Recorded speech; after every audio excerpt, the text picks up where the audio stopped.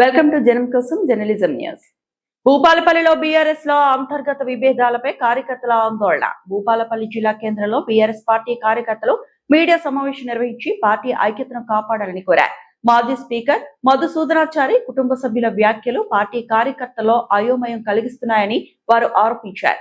భూపాలపల్లి నియోజకవర్గ ఇన్ఛార్జిగా మాజీ ఎమ్మెల్యే గండ్ర వెంకట రమణారెడ్డి అధికారిక ప్రతినిధి అని పార్టీ వర్కింగ్ ప్రెసిడెంట్ కేటీఆర్ ఇప్పటికే ప్రకటించిన విషయాన్ని గుర్తు చేశారు. వ్యక్తిగత ప్రకటనలు, సమాంతర సమావేశాలు పార్టీకి నష్టం కలిగిస్తాయని, పార్టీ అధిష్టానం నిర్ణయాలకు కట్టుబడి పనిచేయాలని కార్యకర్తలు విజ్ఞప్తి చేశారు. భూపాలపల్లి నియోజకవర్గంలో నెలకొన్న పరిస్థితిపై కేటీఆర్ జోక్యం చేసుకుని స్పష్టమైన మార్గదర్శకత్వం ఇవ్వాలని కోరారు. పార్టీ ఐక్యతను బలోపేతం చేసి గండ్ర వెంకట రమణారెడ్డి నాయకత్వంలో సమిష్టిగా ముందుకు సాగాలని బీఆర్ఎస్ కార్యకర్తలు పిలుపునిచ్చారు. ఒక పార్టీ ఫౌండర్ మెంబర్గా మేమంతా కూడా అభిమానం వ్యక్తం చేస్తూ ఉంటాం. కానీ ఒక పూర్వ నియోజకవర్గ శాసనసభ్యుడిగా ఈ నియోజకవర్గంలో వారికి నమ్ముకున్నటువంటి కార్యకర్తలకు కానీ నాయకులు కానీ ఏదన్నా అవసరం ఉంటే, లేకపోతే వారు నమ్ముకున్న కార్యకర్తల వివాహాలు, అశుభాలు, ఏదైనా కార్యక్రమాలు ఉంటే వారు పాల్గొని వారికి కావాల్సినటువంటి సహాయం చేయడమో, లేకపోతే అటువంటి సంబంధించిన కార్యక్రమాల్లో పాల్గొంటే మరి మాకు ఎలాంటి ఇబ్బంది లేదు. కానీ వారు వ్యవహరిస్తున్నటువంటి, వారి కుమారుడు వ్యవహరిస్తున్న తీరు పట్లనే మాకున్నటువంటి అభ్యంతరం. ఎందుకంటే వారు వ్యవహరిస్తున్నటువంటి తీరు వల్ల ఈరోజు భూపాలపల్లి నియోజకవర్గంలో కార్యకర్తలు అయోమయానికి గురవుతున్నారు. వారి వల్ల పార్టీకి కూడా చాలా నష్టం జరుగుతున్నటువంటి భావాన్ని మేము వ్యక్తపరుస్తూ ఉన్నాం. ముఖ్యంగా వారు కేటీఆర్ గారు 2023 జనరల్ ఎలక్షన్లో భాగంగా మరి భూపాలపల్లి నియోజకవర్గానికి వచ్చినప్పుడు టికెట్ రమణారెడ్డి గారిదే, మరి అందరు కలిసి గెలిపించుకొని రండి అన్న సందర్భంలో మరి వారు ఏ విధంగా ఎన్నికల్లో వ్యవహరించి రమణారెడ్డి గారి ఓటమికి పరోక్షంగా కారణమయ్యారో ఈ నియోజకవర్గ ప్రజలందరికీ తెలుసు.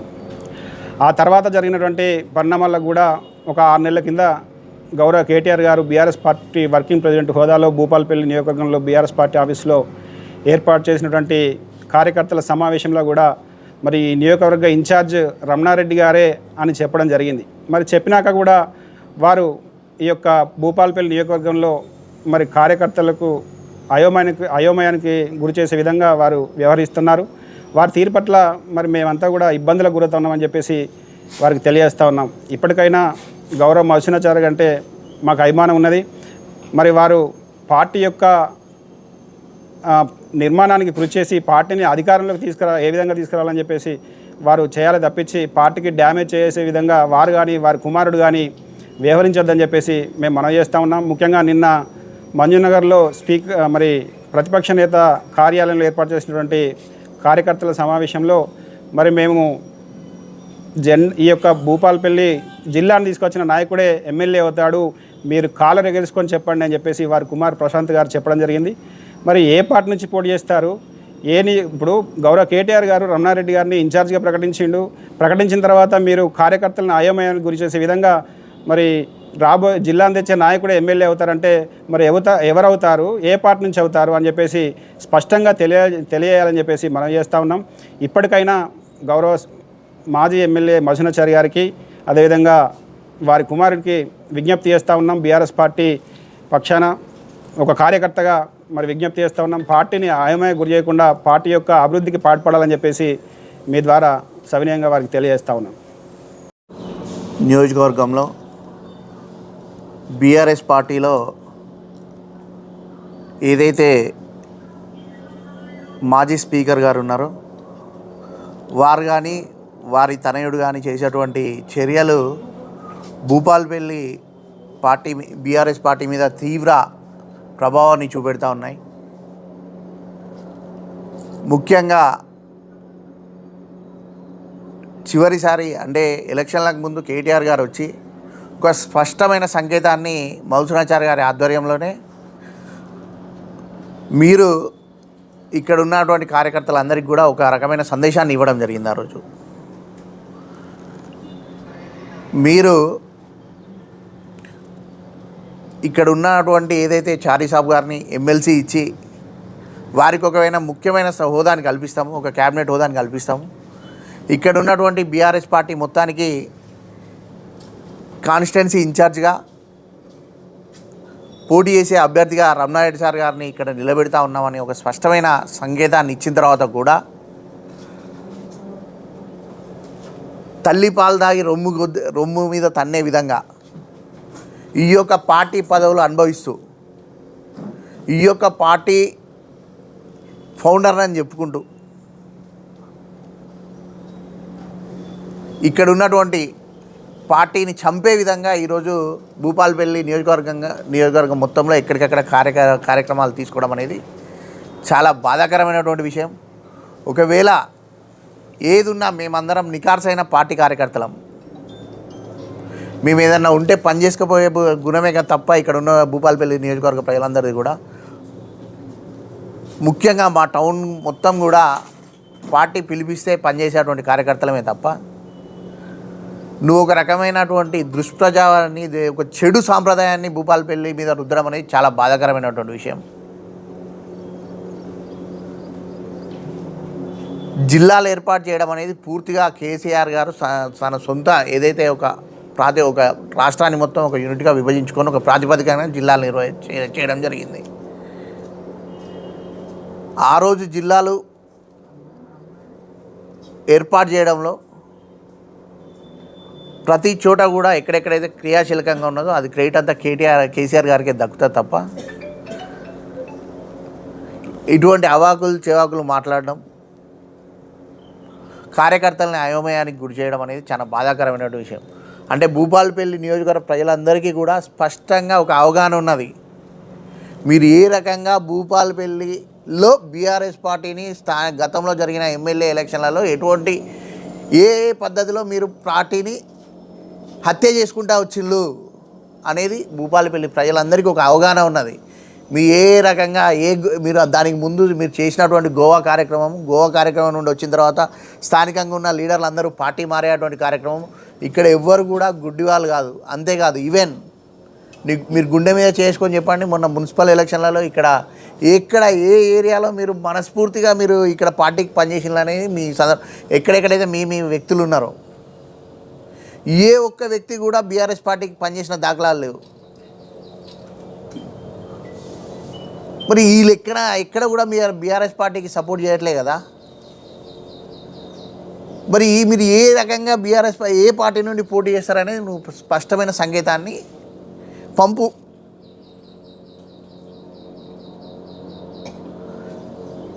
పార్టీ అధినాయకత్వం నుండి స్పష్టమైన సంకేతాన్ని ప్రజలకి లేదు, నువ్వు ఇంకే పార్టీ నుండి నువ్వు పోటీ చేస్తావు అది ఏ పార్టీయో కూడా మాకు ప్రజలకు స్పష్టంగా చెప్పు.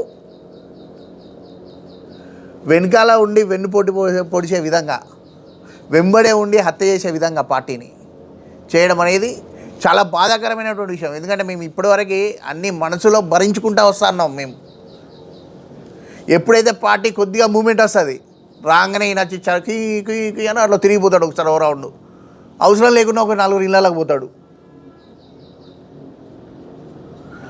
మళ్ళా ఈ జనమంతా ఒక అయోమయాన్ని క్రియేట్ చేస్తాడు. మళ్ళీ కొన్ని రోజులు స్తబ్దుగా ఉంటాడు. మళ్ళా రే పార్టీ కొంచెం ఇక బాగా మూమెంట్ వస్తుంది అనగానే మళ్ళీ ఒక రకమైనటువంటి చెడు సాంప్రదాయాన్ని భూపాలపల్లిలో ఆయన మొదలుపెట్టిండు. మేము ఇదే అడుగుతూ ఉన్నాం, అసలు భూపాలపల్లికి నీకున్న సంబంధం ఏంది? నువ్వు గతంలో ఎక్కడ నిలబడ్డావు శాసనసభ్యునిగా? నువ్వు ఎవరికి భయపడి భూపాలపల్లికి వచ్చినావు ఆ రోజు? ఎందుకంటే మేము ఇవన్నిటి గురించి కూడా ఇక్కడ పుట్టిన భూపాలపల్లి బిడ్డగా మేము ప్రశ్నించదలుచుకున్నా. ఇది మా ఊరు. ఇది గతంలో పరకాల నియోజకవర్గంగా ఉన్నప్పటి నుండి కూడా రమణారెడ్డి సాబ్కి ఈ ఏరియా మీద కానీ వాళ్ళ ఇక్కడ ఉన్నటువంటి సొంతూరు చెల్పూరు కానీ ఈడ మా బంధుగణం ఉన్నది. మేము ఇక్కడ మొదటి నుండి ఎమ్మెల్సీగా ఉన్నప్పటి నుండి ఒక స్పష్టమైన ప్రణాళికతో ఈడికి వచ్చినాం. నువ్వు ఏ రకమైన ప్రణాళికతో వచ్చినావు భూపాలపల్లికి అది చెప్పు ఒకసారి.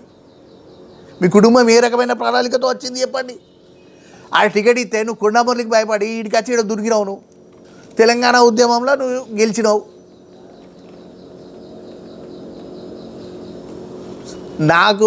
మాకు ఎవరికి కూడా చారీ సాబ్ మీద మాకు ఎటువంటి ద్వేషం లేదు, మాకు ఎటువంటి కోపం లేదు. ఉన్నదల్లా మీరు పార్టీ ఏం చెప్తే అది చేయడానికే మేమున్నాము. మీరు ఏది ఉన్నా పార్టీ హైకమాండ్లో చర్చించి ఒక మంచి నిర్ణయం తీసుకోండి. మేమందరం పనిచేస్తాం, పనిచేయడానికే ఉన్నాం. నాకు ఇప్పటికీ గుర్తు, నేను అంటే కౌన్సిలర్గా గెలిచినాక నేను వెళ్ళి కలిస్తే, ఇట్లా నాకు వైస్ చైర్మన్ కావాలని కలిస్తే, పార్టీ నిర్ణయమే శిరోధార్యము, నువ్వు పార్టీని పార్టీ ఎట్లా చెప్తే అట్లా వినాలన్నాడు ఆ రోజు 2020లో. అదే పద్ధతిన మేము 2020లో అట్లనే ఉన్నాం.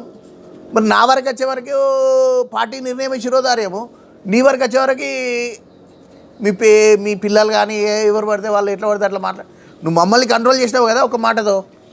ఎందుకు నువ్వు మీ పిల్లల్ని ఎందుకు ఎట్లా కంట్రోల్ చేసుకోలేకపోతున్నావు? మీలో మంచి ఉద్దేశమే ఉంటే ఇది తప్పు, దీనివల్ల పార్టీ డ్యామేజ్ జరుగుతుంది, మనం ఏదైనా ఉంటే హైకమాండ్ దగ్గర తెలుసుకుందామని నువ్వు అక్కడ తెలుసుకో. అవన్నింటినీ పక్కన పెట్టి మేమందరం కూడా భూపాలపల్లి పట్టణ ప్రజలుగా, భూపాలపల్లికి సంబంధించిన వ్యక్తులుగా మేము అంటే ఒక ప్రశ్న అడగదలుచుకున్నాం. ఎందుకు నీకు పదే పదే భూపాలపల్లి మీద ఎందుకు ఇంత ఒక రకమైన ధృతరాష్ట్ర కౌగిలి అని అడుగుతా ఉన్నాం బీఆర్ఎస్ పార్టీ మీద. నువ్వు ఇక్కడ ఓన్లీ భూపాలపల్లిలోనే గెలవలే కదా మీరు ఎమ్మెల్యేగా, మీ నాన్నగారు ఇదే షాయపేటలో కూడా గెలిచింది కదా మీ నాన్నగారు. మరి అక్కడ కూడా మీ ప్రాతినిధ్యం ఉండాలి కదా, ఎందుకు భూపాలపల్లి మీద మీ ప్రాతినిధ్యం?